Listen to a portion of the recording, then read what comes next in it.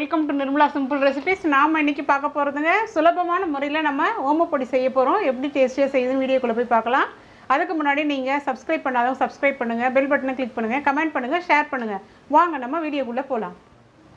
1/2 teaspoon அளவு நம்ம ஓமம் எடுத்துருக்கோங்க. இந்த ஓமத்தை வந்து நம்ம ஜாரில் போட்டு நைஸாக அரைச்சிட்டு கொஞ்சம் தண்ணி மிக்ஸ் பண்ணி அரைச்சி எடுத்துக்கலாம். சாறு மட்டும் எடுத்துக்கலாம். இந்த மாதிரி நம்ம தண்ணி ஊற்றி கொஞ்சம் அரைச்சி எடுத்துக்கலாங்க. ஒரு கப் எடுத்து வடிகட்டி எடுத்துப்போம்.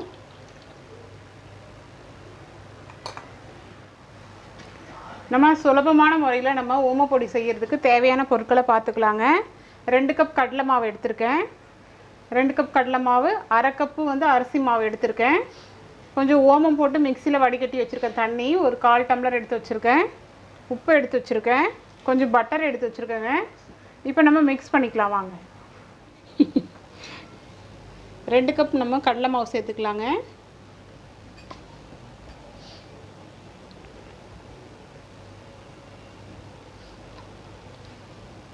அரை கப் அரிசி மாவும் சேர்த்துக்கலாங்க.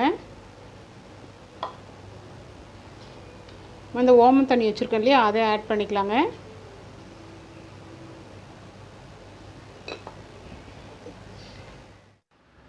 முக்கால் டீஸ்பூன் அளவு நம்ம உப்பு சேர்த்துக்கலாங்க. 2 ஸ்பூன் அளவு பட்டர் சேர்த்துக்கலாங்க.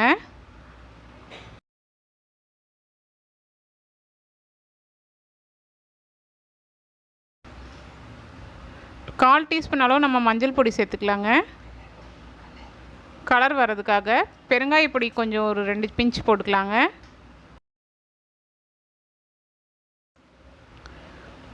நல்லா பிசைஞ்சிக்கலாங்க. எல்லாத்தையும் மிக்ஸ் பண்ணிவிட்டு நல்லா வந்து சேர்த்து பிசைஞ்சிக்கலாங்க. கொஞ்சம் கொஞ்சமாக தண்ணி விட்டு நம்ம சேர்த்து பிசைஞ்சிப்போம். சப்பாத்தி மாவு பதத்தை விட கொஞ்சம் லூஸாக பிசைஞ்சிட்டோம்னா கரெக்டாக இருக்குங்க.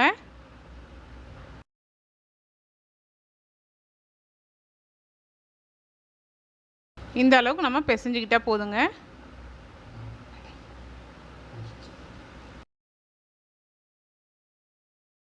நம்ம கடாய் சூடு ஏறினதும் எண்ணெயை ஆட் பண்ணிக்கலாங்க.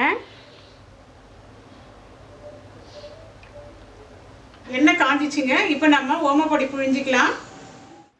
எண்ணெய் சூடு ஏறினதுக்கப்புறம் நம்ம சிம் பண்ணிக்கணுங்க.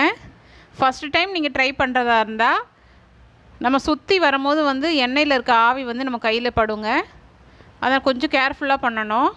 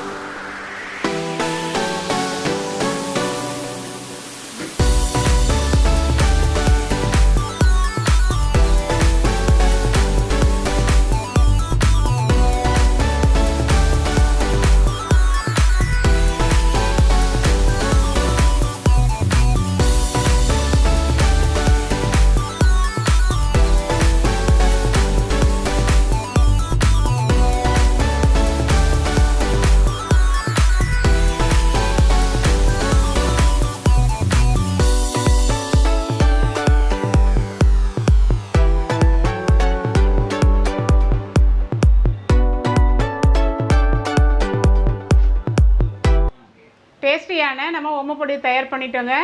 மறக்காமல் சப்ஸ்கிரைப் பண்ணுங்கள், பெல் பட்டனை கிளிக் பண்ணுங்கள், கமெண்ட் பண்ணுங்கள், ஷேர் பண்ணுங்கள். நெக்ஸ்ட்டு அடுத்த ரெசிபிஸோடு நம்ம மீட் பண்ணுவோம். பாய்.